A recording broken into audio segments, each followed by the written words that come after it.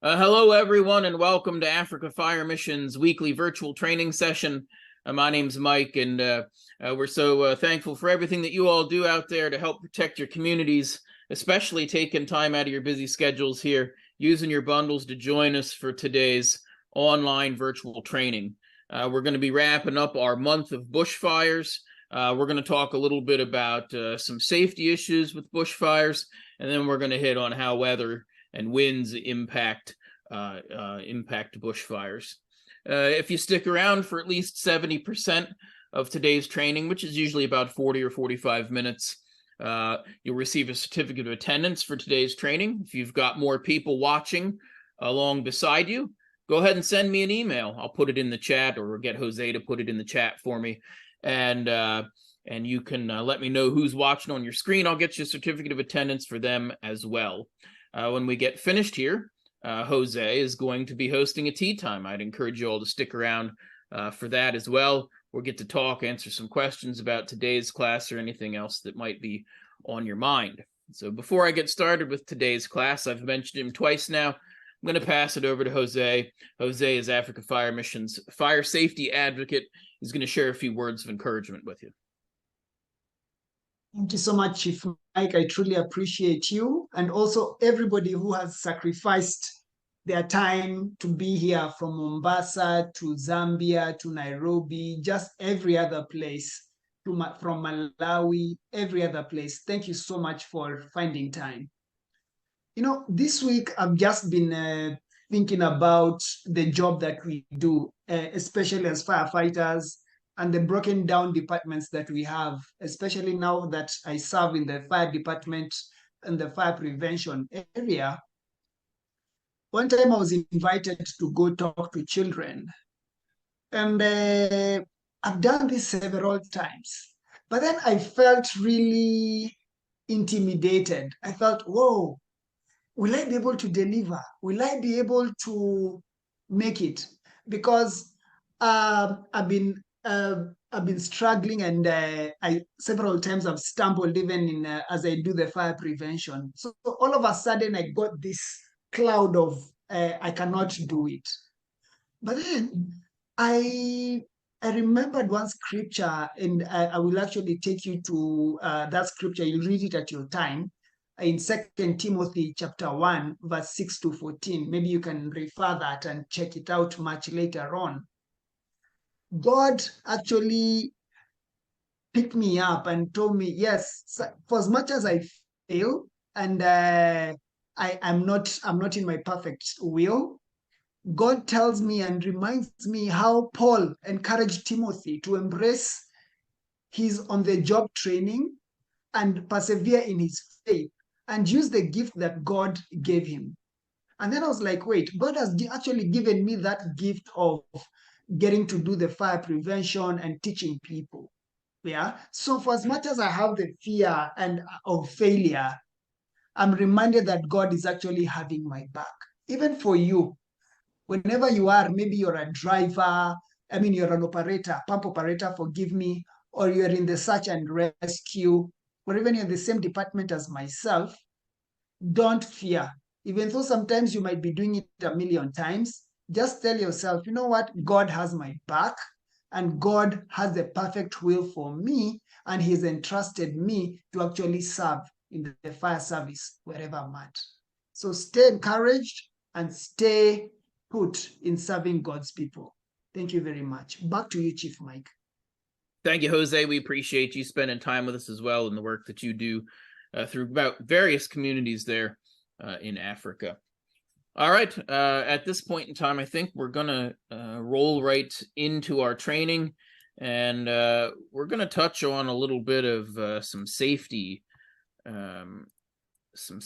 issues, or some sort of words to live by.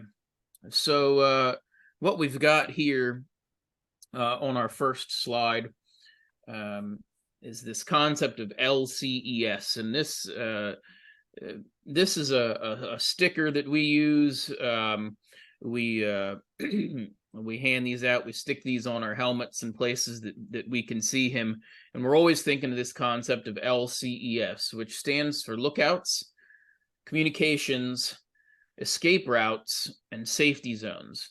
And I'm only going to just lightly touch on these. I'd encourage you to jump online, search for LCES, and you'll find some more in-depth information about this. But these concepts are very critical to a lot of you in the way that you need to operate within your communities.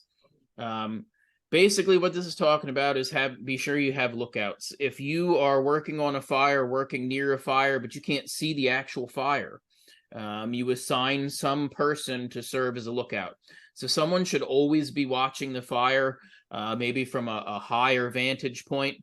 So now we're talking bushfires, so from an elevated position, maybe it's on the top of a building, maybe it's on a higher hill or something, where you can see as much of the fire as possible, watch how it's progressing. While we're watching those things, that lookout also maybe has some trigger points determined, where if the fire reaches this point, we're going to stop and pull back, or we're going to change our tactics or something like that. So we want to make sure that we have someone assigned as a lookout on the fire, watching what's going on the fire. The C is communications, and this one's difficult for a lot of you. I know from my experience of traveling to Africa, working with you all, radios there's not a lot of radios. So this is where that communication element becomes even more critical, and how you can tie the communications and the lookouts together, where you have someone that is communicating, that's running messages back and forth between the incident commander, whoever's in charge and responsible for the fire and the tactics that you're using and things like that, and the forces that are actually working to suppress the fire. So be sure you've got some means of communication established, and also don't be afraid to think outside the box as well. If you don't have a radio, that's fine. Do you have a cell phone? Can you communicate? What kind of communication devices can you use to relay messages back and forth from each other? Escape routes are something that need to be established on every fire.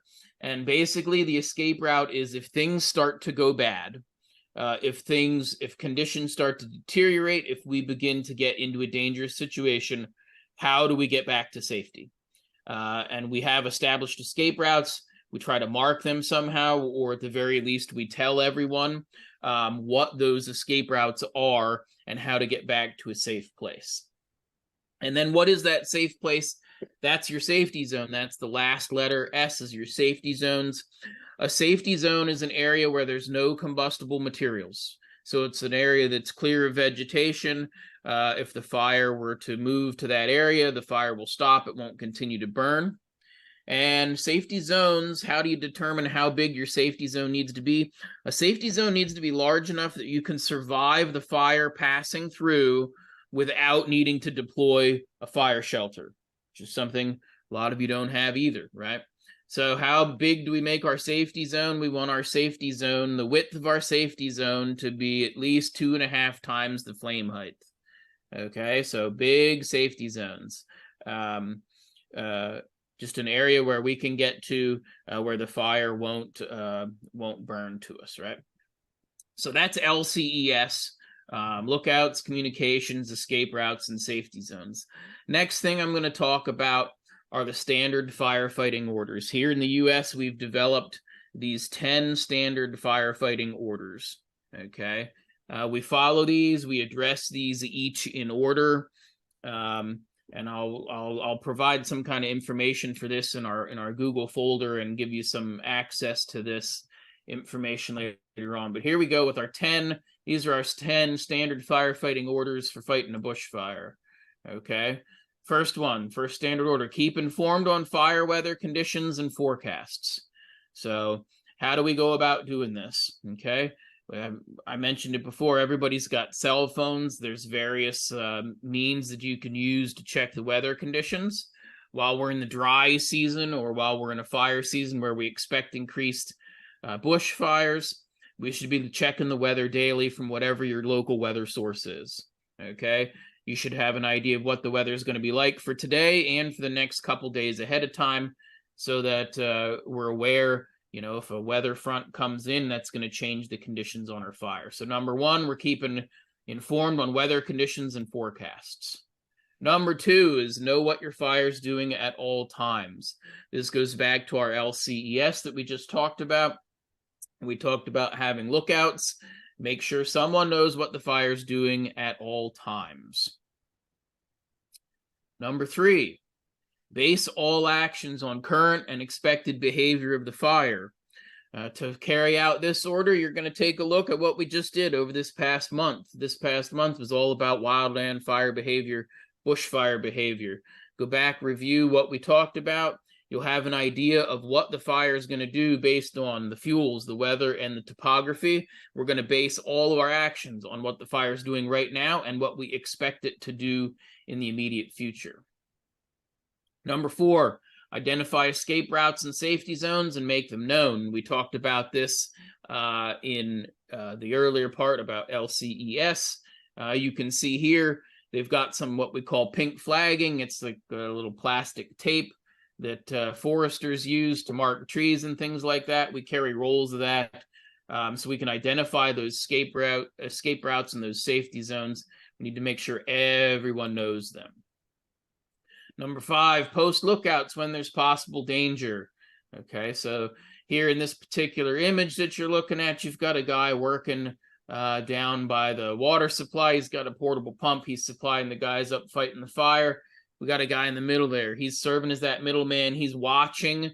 He's making sure everything stays safe for the people that can't see the fire and that are busy doing something else. So post lookouts when there's possible danger. This one's another great one, number 6. Be alert, keep calm, think clearly, and act decisively. This is something that you can use in every aspect of being a firefighter. Be alert to the conditions around you. Stay calm, maintain your composure, think clearly, and then act decisively. When you make a choice, when you make a decision to do something, stick with it and go with it, okay, unless it's going catastrophically wrong. Number 7, maintain prompt communications with your forces, your supervisor, and adjoining forces. This one's going to be tough. We do this here in the U.S. with a lot of radios. Radios are extremely expensive. There's licensing. There's all sorts of stuff that goes along with that. So this is where you're going to be using your lookouts. You're going to be using runners in between. Make sure that you can quickly communicate between the other people that are fighting the fire, the people that's in charge of the fire, and then any other resources that you have available on the scene. Find some way that you can communicate with them quickly. Number 8, give clear instructions and be sure they're understood. Once again, you can use this in every aspect of being a firefighter. And the easiest way to do this, as you give an instruction, the person receiving that instruction repeats it back to you so that you're sure that they're understood and everybody knows what they're doing. Make sure you're all playing the same game with the same game plan, right? Number 9, maintain control of your forces at all times. I don't know what you would call that. Where you're at here, we call it, freelancing. Sometimes you get folks that just want to go out and do their own thing, and that's not acceptable, and that leads to deaths on the fire line.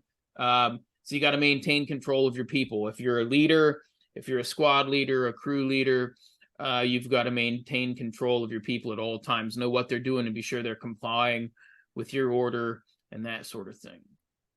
And the last one, fight fire aggressively, having provided for safety first. So we work our way through those first 9 orders. Once we've worked our way through our first 9 orders, we've established all those things. We're going to fight the fire aggressively after we've provided for our own safety. So those are the 10 standard firefighting orders. I'll provide you with those, or a link to those or something after the training's completed here. And now the last thing, sort of safety oriented, that I want to talk about. These are the 18 watch out situations. And the way that I like to describe these is that these 18 watch out situations are written in the blood of fellow firefighters. Firefighters have died because of the situations that these point out. So here's the thing with a watch out situation. If you encounter a watch out situation, it does not mean that you stop fighting the fire. But what it does mean is you want to learn these 18 watch out situations. You want to be able to identify them when they happen. And when they do happen, you want to be at a heightened sense of alertness. You want to be extremely careful when you find yourself in one of these situations. So here comes the 18 watch out situations that in the past have killed firefighters, okay?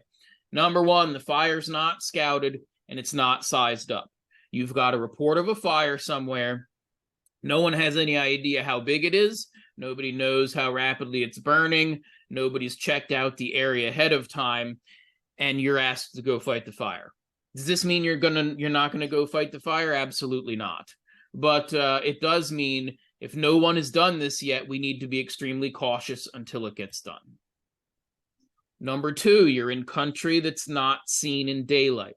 This happens a lot for crews that get called up and travel here in the US. We can get called up and deployed to other areas of the country, places that we've never been. In the area where I used to live, there was a lot of mine activity taking place. So you had to watch out for strip mines, mine shafts, and things like that. So if you haven't been to the area, if you're attempting to fight the fire in an area in the dark, you've never seen it in the daylight, use extra caution. Number three, safety zones and escape routes are not identified. It's pretty self-explanatory, right? If nobody knows where the safety zones are and nobody knows the escape route out, very dangerous situation. Be sure you get those taken care of as soon as possible. Unfamiliar with the weather and local factors influencing fire behavior. Here, this is that situational awareness. If you don't know what the weather's predicted to do within the next few hours while you're working on the fire, this could be a problem, right? If you don't know some of the local factors that could influence the fire behavior, this can be a problem. Number five, you're uninformed on strategy, tactics, and hazards, okay? You're attempting to fight this fire, but you have no idea what strategy we're using, what tactics we should use. No one's told you if there's any hazards. Definite watch out situation, should be on heightened alert. Number six, instructions and assignments are not clear. If you don't know what you're supposed to be doing, if you've got poor instructions or poor assignments, be cautious. This is a watch out situation. Number seven, no communication link with crew members or supervisors. This is where you're out on your own. You can't talk to incident command. You can't talk to the other people that are out there working the fire. This is a definite problem. We've got to be cautious. We've got to rectify that situation somehow. Constructing a fire line without a safe anchor point. Number eight here. We talked in previous classes how we're going to attack every wildland fire. We're going to anchor, flank, and pinch. So we're going to start from a safe anchor point. We're going to work the flanks of the fire and pinch it off at the head. If we're doing that without a safe anchor point, we're definitely in a dangerous situation. Building fire line downhill with the fire below. So here we've started from a high elevation. We're cutting line downhill. We're working. It's okay to do, but if there's fire below us, that fire can climb that hill a lot faster than we can. This is a watch out situation to be cautious of. Attempting a frontal assault on the fire. If the flame heights are very low, yeah, you can do a frontal assault on a fire, no big deal. This particular image, gonna try to do a frontal assault on this fire? Probably not, okay? It's too much fire. So if we're attempting that frontal assault, we've got to be cautious. This is a watch out situation. Anytime we're working, number 11, where there's unburned fuel between you and the fire, again, this can be a watch out situation. We're constructing a line out ahead of the fire. Maybe they're doing it with machines. We're doing it with hand tools. There's fuel between you and the fire. We need to be extra cautious. Number 12, can't see the main fire, and you're not in contact with anyone who can. Okay. Anytime you're out there working, what's the danger in this? The danger could sneak up on you, right? Could be burning. You don't know where it's at. Next thing you know, the fire's right on top of you. So how do you rectify this? We've got to post a lookout. We've got to find a way to communicate. Number 13, working on a hillside where rolling material can ignite the fuel below. All right. Easy to understand here. We've got burning material that could roll down and start a fire beneath us, somewhere that we don't have our line established already, interfering with our escape route or our safety zone. Certainly a watch out situation. Number 14, the weather's becoming hotter and drier. I think all of us understand this, right? What happens if the weather gets hotter and drier? We're going to see an increase in fire behavior and fire activity, right? So definitely a watch out situation as we're working. We start to get hot, we start to perspire, our lips start to dry out and get chapped. They're a great indicator of dropping humidities and rising temperatures. Wind increases or changes direction. Number 15 here. We'll talk about some wind later on today. But really, those changes in wind or increases in wind direction typically tells me that there's some sort of a weather front coming in or a storm front coming in. This is going to aggressively change my fire behavior. Number 16, getting frequent spot fires across the line. Spot fires, frequent spot fires are indicators of increased fire activity, probably hotter, drier conditions as well. We start to get a lot of spot fires starting, but definitely a watch out situation. Number 17, terrain and fuels make escape to safety zones difficult. Here in the US, we have a lot of areas where there's bug kill, where the bugs have killed the trees, or we've had strong wind events, tornadoes, windfalls, something like that that comes through and blows down a lot of trees. Or even you have logging activity that leaves a lot of slash and a lot of downed trees. If that makes if that's in the way of our escape routes, makes it difficult to get to our safety zones, definitely a watch out situation.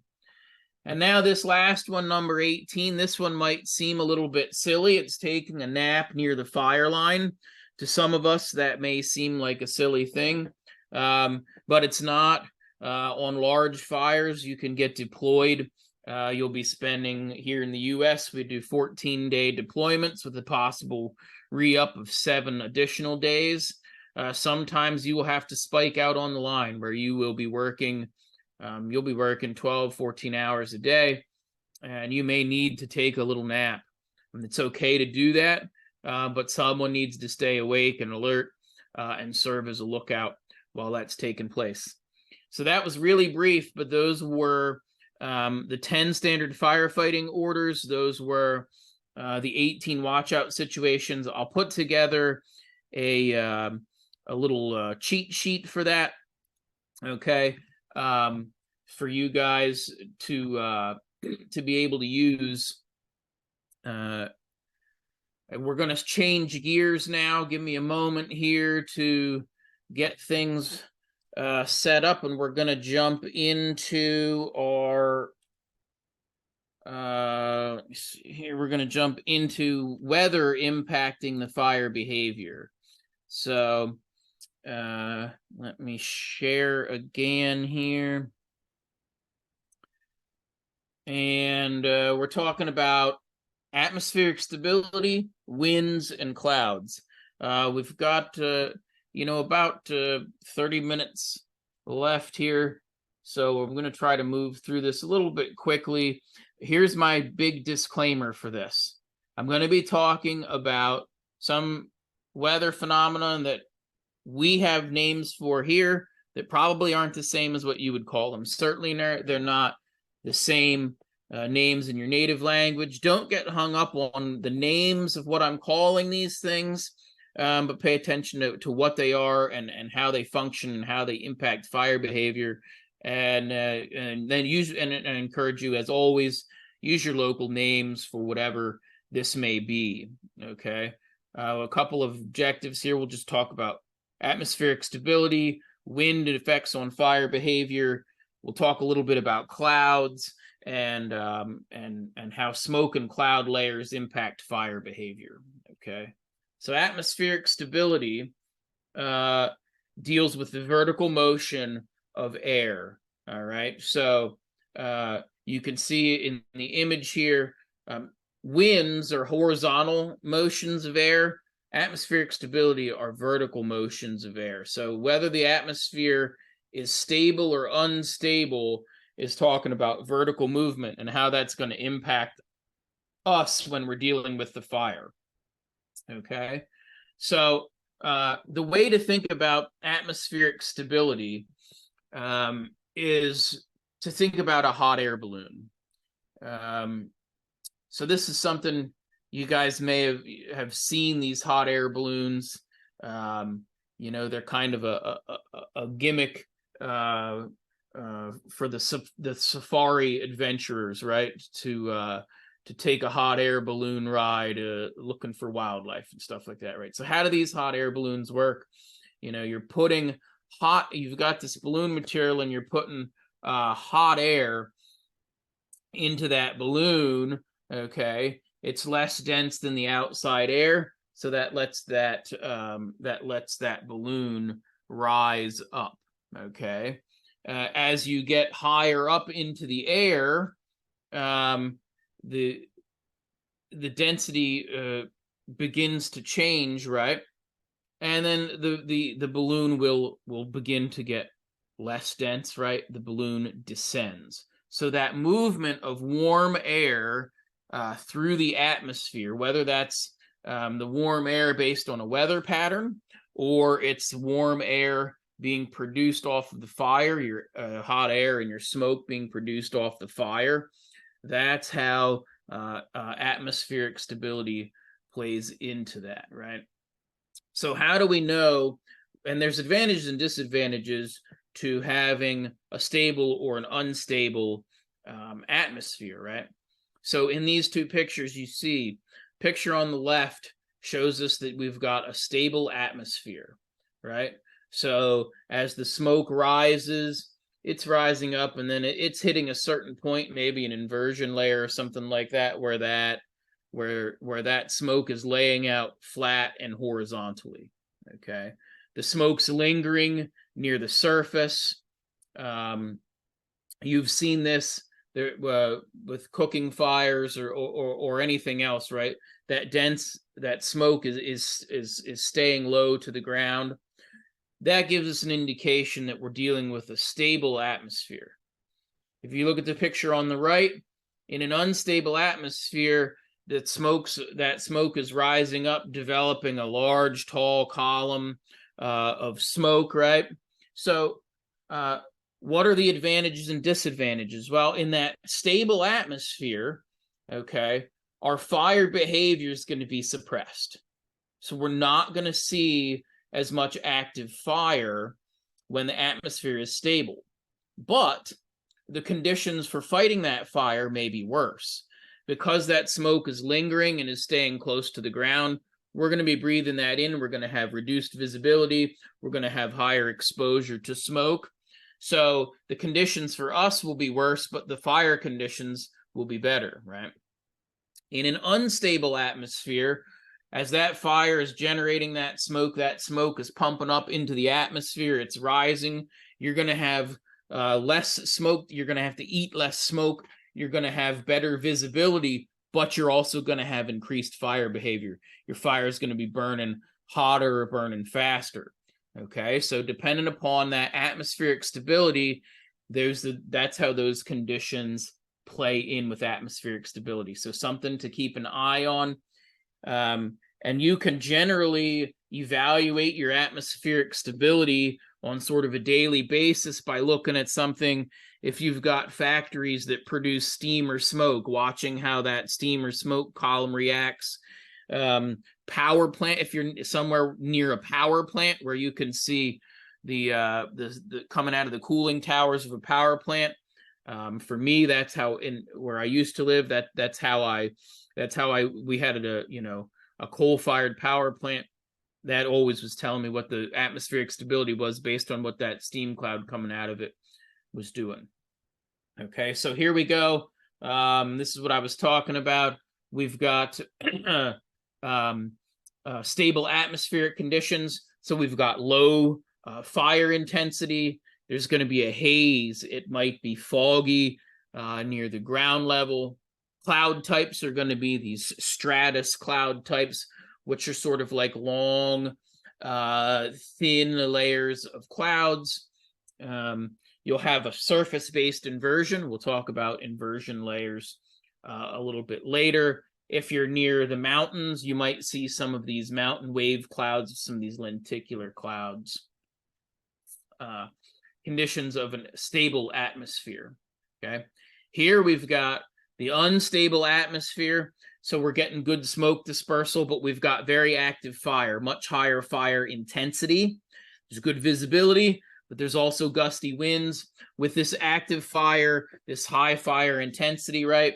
As that fire's burning upwards and that towering smoke plume is raising up in the air, that's drawing in surface air, surface winds, feeding that fire.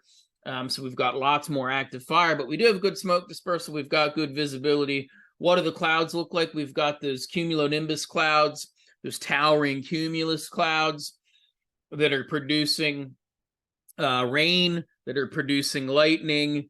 There you see a term on that slide called virga. We might talk about it later, but what virga is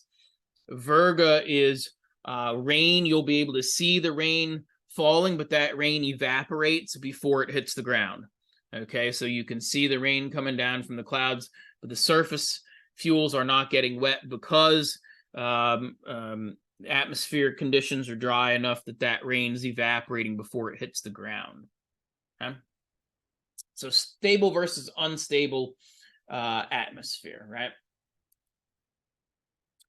Now, something else that plays in with that is this idea of the temperature of the atmosphere and these temperature inversions. So an inversion layer is a layer of very stable air, but it acts sort of like a cap, and it limits the upward movement of air. Typically, if you go from the surface up to outer space, right? What's happening to the temperature of the air as we go from the surface up, right? That temperature is progressively getting cooler and cooler and cooler.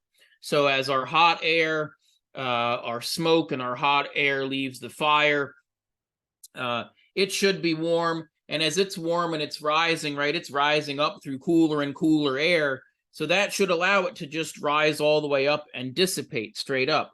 But sometimes we get these inversion layers, and this inversion layer is a layer of warm air that gets trapped in the atmosphere. So instead of it going just from warm to cool, it's going to go warm, cool, warm. When we hit that inversion layer, as our hot air rises, it's going to stop rising when it equalizes with the temperature around it. So we've got this cap of warm air, this warm air inversion layer that settles in. That's going to trap the smoke down. It's going to trap heat, and it's going to cause issues with our fire. So these are inversion layers. Wind is a horizontal movement of air. Wind is a horizontal movement of air. Wind is the next thing we're going to talk about.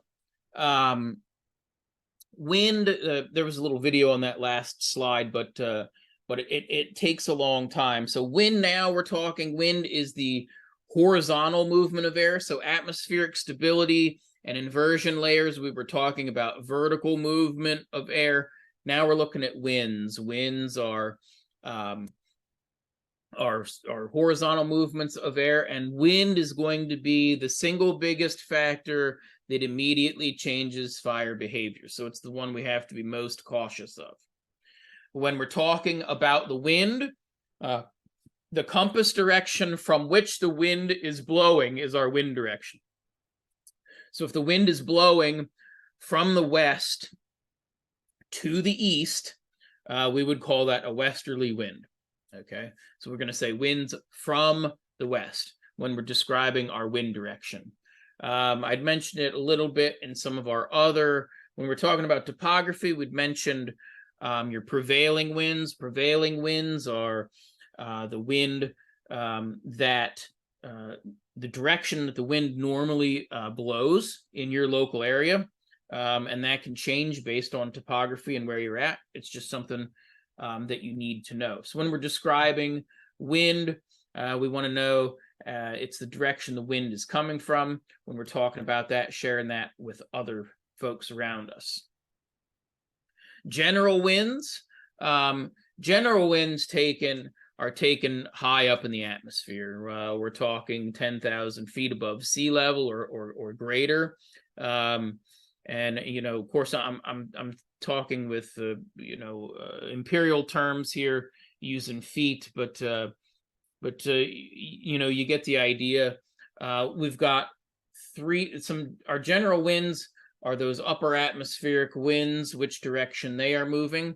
And then things change as we get closer to the surface. So you may have what we call a mid-flame wind, a mid-flame wind, that's the wind speed and direction measured at the middle of the height of the flames of the fire that you're fighting, right? And that's going to have a direct impact on those flames. It's going to steer those flames. It's going to steer the direction of the fire, the mid-flame winds. And they may be different than the surface wind. Surface wind is taken 20 feet from the surface. So let's see, what are we talking, like 6-7 meters from the surface is what we would call a surface wind.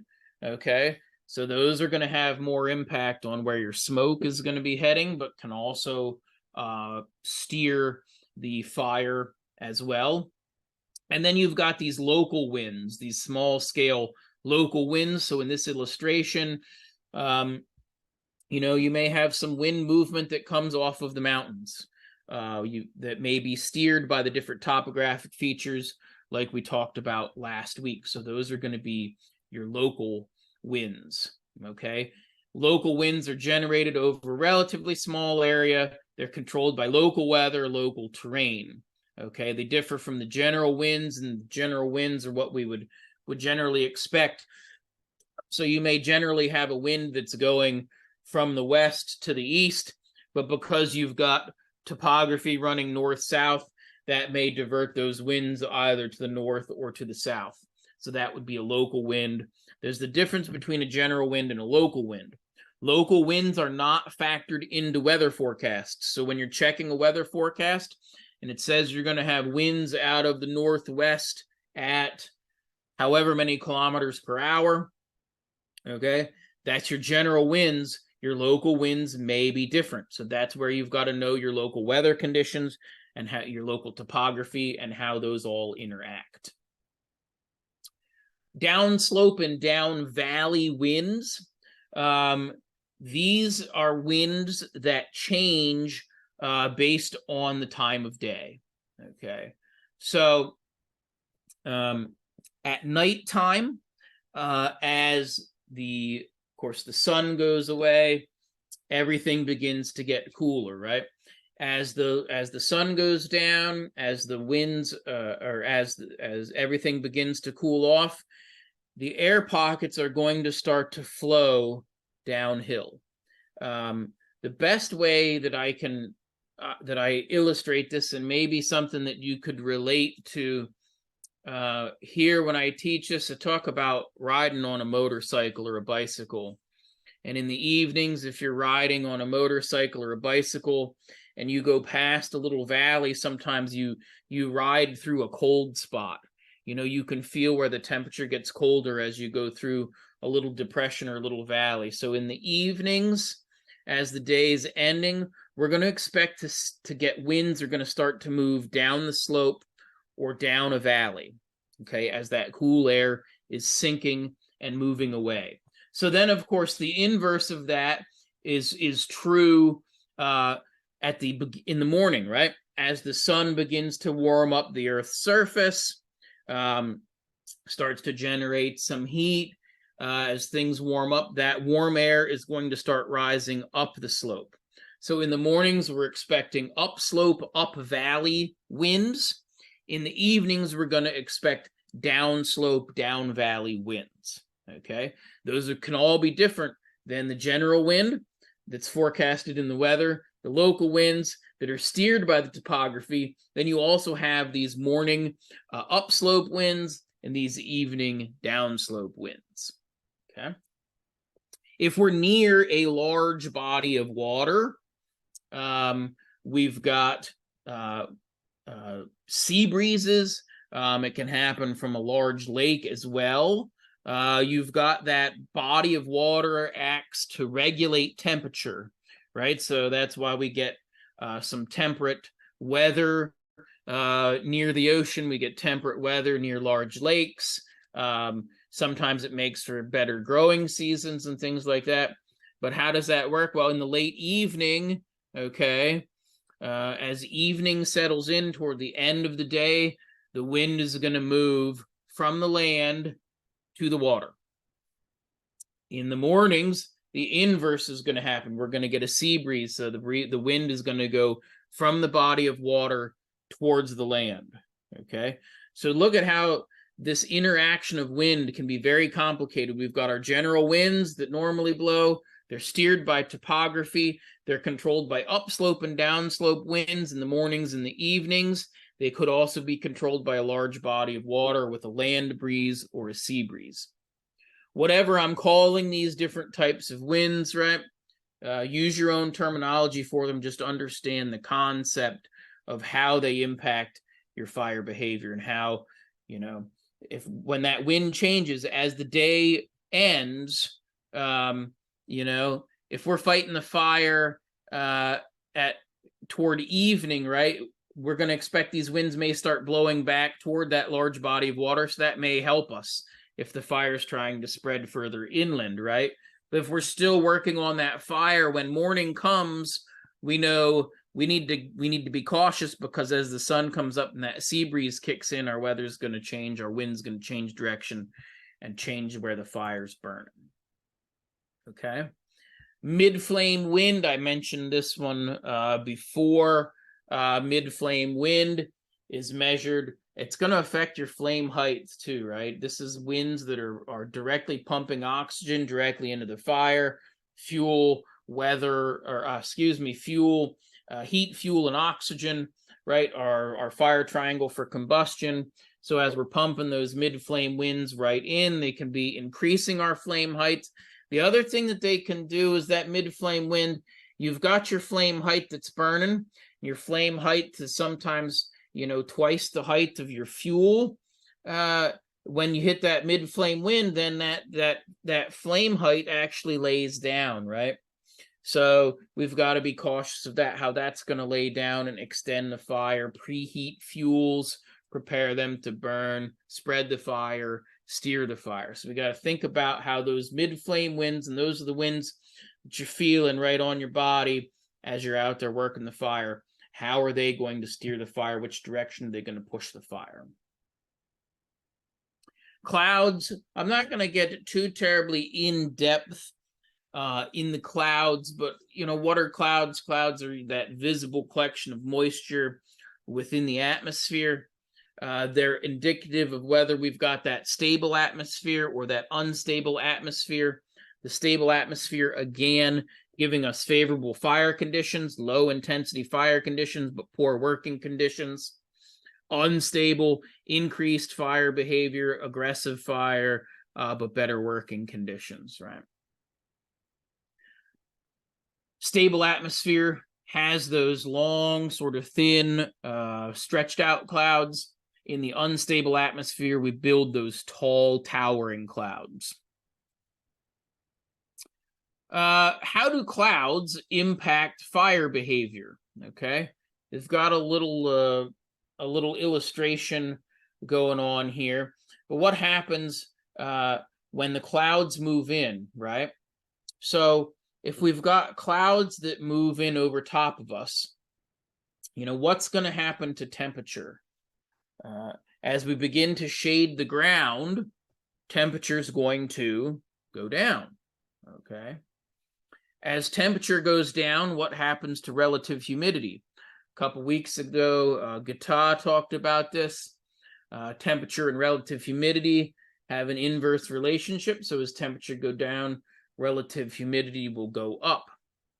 As cloud cover comes in, what about the atmospheric stability? What about wind? What is that going to do? You know, depending on the type of clouds that move in, it's going to be indicative of our atmospheric stability. As our air temperatures and relative humidity change, so does our fuel temperature and our fuel moisture. Okay, all of those factor in to change our fire behavior, okay? Cloud classifications, this is probably too small for you to see, and that's okay. It's too small for me even on my screen to read. This is a fire weather cloud chart. It's available for download through the National Wildland Coordinating Group. As we get into tea time, I'll find a link that I can provide you guys where you can get this. I'll probably throw this into our Google Drive folder as well. There's all sorts of different names for the clouds. It's an interesting chart. The names aren't so important as to what it tells you about the cloud's impact on your fire behavior. Okay, so the other item as we talk about the impact of clouds on fire behavior. So as those clouds move in, they can reduce temperature, increase relative humidity, increase atmospheric stability, all those different items. Everything that cloud can do, your smoke layer can also do to the fire. Okay, so as clouds interact with fire behavior, so does the smoke layers that are generated by the fire, right? So if you're in that stable atmosphere and you're throwing up some heavy smoke, but it's flattening out, it's hitting that inversion layer, it's shading the ground, there you can see why our fire behavior is low in that stable atmospheric conditions, right? Because your temperatures are reducing, your relative humidities get a chance to recover, winds die down, all right? All of that's inversed when we have an unstable atmosphere, right? So just a little bit sort of a review here. Stable or unstable, clouds or smoke columns that grow vertically indicate an unstable atmosphere. A smoke column that spreads out after limited rise indicates a stable atmosphere. Okay. Couple other things here, couple other questions. You know, wind direction, is the wind direction what? From which the wind is blowing. Okay, a general wind is a large scale wind associated with high and low pressure systems. Local winds are a small scale wind. Wind is, in fact, the most critical factor affecting fire behavior. That is true. And the direction of fire spread and smoke transport are most likely determined by the direction of the wind. Okay. So hopefully we covered some of that. What do we got here? The smoke column that we're looking at in this image. Do we have a stable atmosphere? Do we have an unstable atmosphere? You know, and of course we've gone over this a bunch. This is indicative of an unstable atmosphere. We're going to have increased wind. We're going to have increased fire behavior. We're going to have good visibility, increased fire activity, all that sort of stuff. That's our unstable atmosphere. Okay. I didn't cover a whole lot of the different ones. Let me just mention, though, you know, these cumulus clouds, these towering cumulus clouds, these can begin, produce rainstorms. As these clouds come in and the rains begin to come, we get increased winds coming from them. And if you get a large-scale fire in an unstable atmosphere, those fires can begin to produce their own weather. As the fire gets larger, of course, that rapidly rising heat and smoke is drawing in, it's changing the direction of the surface winds, and you can get large fires that begin to produce these large clouds, and can produce their own storm clouds, can begin to produce lightning, which, if the conditions are dry enough, can spark fires and things like that as well. So large fires begin to produce their own weather, so we've got to be aware of that. With this towering cumulus cloud, right, what type of atmosphere? Stable or unstable, and what fire behavior do we anticipate? Of course, we've talked about it a bunch. This is that unstable atmosphere and increased fire behavior. I think that we've sort of touched on these things. The critical takeaway is of anything sort of weather related, what is the biggest factor on the fire, and that's wind.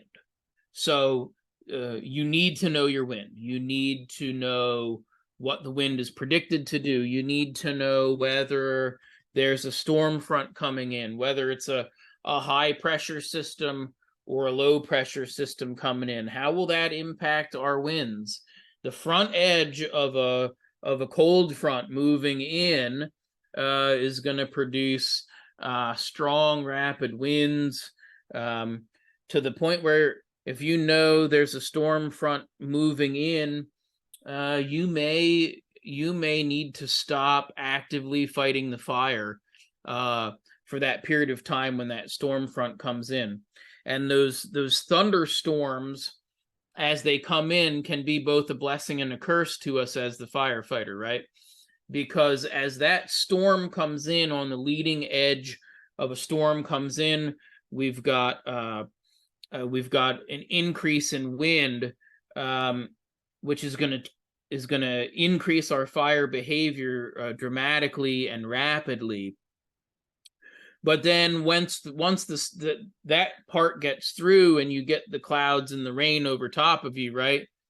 Depending on how heavy the rain is, that can really improve our weather, improve our fire conditions. It can help us get ahead of the fire. The rain, actually starting to suppress the fire for us. So it's this double-edged sword where things are going to get worse before they get better when you've got a storm front moving in.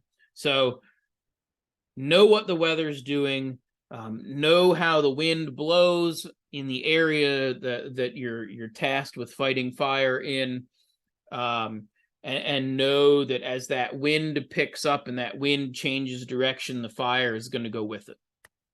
I think at this point in time, we've got just a couple more minutes here. If there's any questions, I haven't seen any questions in the chat yet. If you've got some questions, feel free to raise a hand, throw a question into the chat. The 10 and 18s, like I said, I'll get that information out to y'all. Maybe we'll share a PDF or something in the WhatsApp groups when we get finished here. What do you think, Jose? Yep. It's question time and tea time. You've stopped the recording? Yes, let's do that. Thank you all for coming. We appreciate you taking the time out of your schedules to come. We appreciate and value that you're using your money and your resources to buy those bundles to be with us here today. If you got cut off or you weren't here for the whole thing, you can find this video uploaded later on YouTube. I'll throw a link in the chat section if you can stick around for a few more moments, where you can get to our Google Drive. And if you go to our Google Drive, watch the video to answer a few questions, I'll send you a certificate of attendance for that class as well. So thank you all for coming, and hey, we'll see you again next week.